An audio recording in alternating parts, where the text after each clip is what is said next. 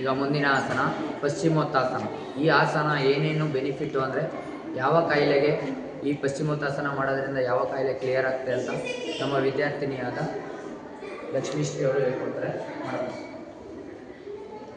ಇದು ಪಶ್ಚಿಮೋತ್ತಾಸನ ಅಂತೇಳಿ.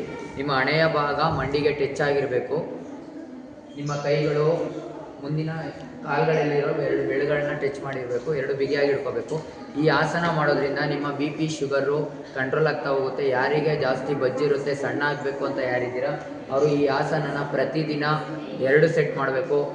ಈ ಒಂದು ಆಸನನ 10 ಸೆಕೆಂಡ್ ಬ್ಯಾಲೆನ್ಸ್ ಮಾಡಿ, ನಂತರ ಒಂದು 5 ಸೆಕೆಂಡ್ ರಿಲ್ಯಾಕ್ಸ್ ಮಾಡಿ, ನಂತರ ಮತ್ತೊಮ್ಮೆ ಇನ್ನೊಂದು 10 ಸೆಕೆಂಡ್ ಬ್ಯಾಲೆನ್ಸ್ ಮಾಡೋದ್ರಿಂದ ನಿಮ್ಮ ದೇಹ ನಮ್ಮ ಥರ ಫುಲ್ಲು ಸ್ಲಿಮ್ ಆಗ್ತಾ ಹೋಗುತ್ತೆ. ಆಮೇಲೆ ಸಣ್ಣನೂ ಕೂಡ ಆಗ್ತಾ ಹೋಗ್ತಾರೆ. ಆದಷ್ಟು ಈ ಆಸನ ಮಾಡೋದ್ರಿಂದ ನಿಮ್ಮ BP ಶುಗರ್ ಏನೇ ಕಾಯಿಲೆ ಇದ್ದರೂ ಇದು ಕ್ಲಿಯರ್ ಆಗ್ತಾ ಹೋಗುತ್ತೆ. ರಿಲ್ಯಾಕ್ಸ್.